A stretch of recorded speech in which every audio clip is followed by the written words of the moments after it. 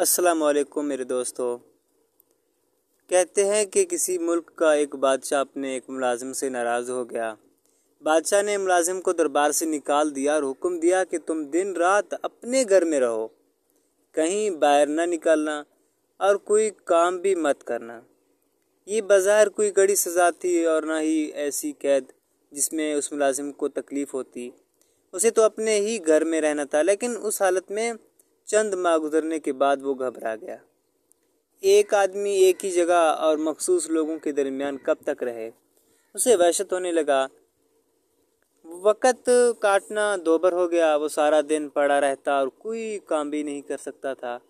بادشاہ کا وہ ملازم بہت پریشان تھا، کیونکہ اس کے بچوں کے پیٹ بھرنے کا سوال تھا۔ جب وہ گھر سے باہر قدم نہیں نکالے گا تو بیوی بچوں کو کھلائے گا کہاں سے؟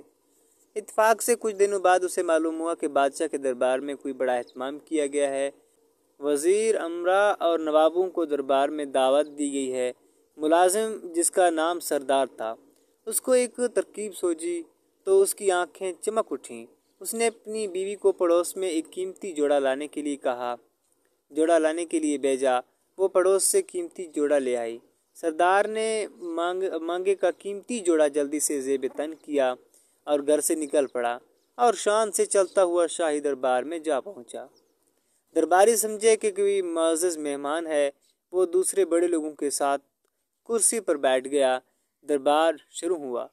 تمام رسمیں ادا کی گئیں اور اس کے بعد دسترخوان پر اعلیٰ قسم کے کھانے چنے گئے۔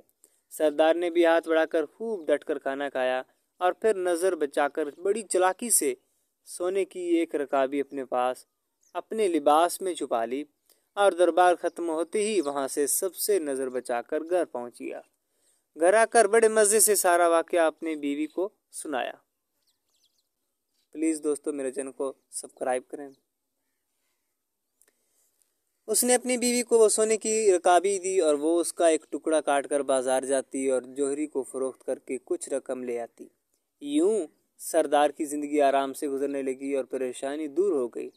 ادھر دربار کے ملازموں نے دیکھا کہ سونے کی ایک رکابی کم نکلی ہے تو بیچارے بہت گھبرائے اور رکابی ڈھونڈنے لگے۔ بادشاہ کے کان میں یہ بات پہنچی۔ اس نے ان کی حالت دیکھ کر کہا کہ تم سب کیوں پریشان ہو؟ مجھے معلوم ہے کہ سونے کی رکابی غائب ہو گئی اور اب وہ تمہیں نہیں ملے گی۔ مجھے یہ بھی معلوم ہے کہ وہ رکابی کس نے چرائی ہے۔ خیر، ایک سال بیت گیا۔ اگلے سال پھر جشن ہوا اور دربار مہمانوں سے بھر گیا۔ جشن کے اختتام پر مہمانوں کو کھانا دیا گیا۔ سردار نے اس موقع پر بھی موجود تھا۔ کھانا کھانے کے بعد پھر اس نے نظر بچا کر بڑے اطمینان سے ایک سونے کی رکابی اپنے لباس میں چھپا لی۔ دربار ختم ہوا تو مہمان جانے لگے تو سردار بھی محل کے دروازے سے باہر نکلنے لگا کہ اچانک بادشاہ سامنے آ گیا۔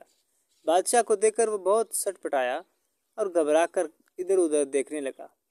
بادشاہ نے اس کا ہاتھ پکڑ لیا اور کہا کہ پچھلے سال کی رکابی ختم ہو گئی، جو پھر ایک اور رکابی لے جانا چاہتے ہو؟ یہ سنتے ہی سزا یافتہ ملازم کے ہوش اڑ گئے اور خوف کے مارے کانپنے لگا۔ آخرکار بادشاہ کے قدموں پر گر پڑا اور کہنے لگا، حضور کے حکم کی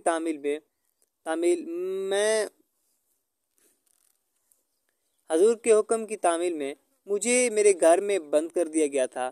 کئی مہینوں تک پریشان اور تنگ دست رہا۔ آخر مجبور ہو کر یہ حرکت کی۔ حضور مجھے معاف کر دیں۔ بادشاہ کچھ دیر سوچتا رہا، پھر کہنے لگا، اچھا، ہم نے تمہیں معاف کیا اور تمہاری ملازمت بھی بحال کر دی۔ غلطی ہماری ہی تھی۔ ہم نے حکم ایسا ہی دیا تھا کہ آدمی بھوک اور تنگ دستی سے مجبور ہو کر چوری کرنے پر آمادہ ہو جاتا ہے۔ اگر ہم تمہیں گھر میں قید نہ کرواتے تو شاید تم ایسی حرکت کبھی نہ کرتے۔ غلطی تو بادشاہ اور اس ملازم دونوں کی تھی۔ بڑی بات یہ ہوئی کہ بادشاہ نے اپنی غلطی کا احساس کیا اور ملازم کو ایسی سزا دینے پر شرمندہ ہوا جس نے اسے تنگ دستی اور آزمائش میں ڈالا۔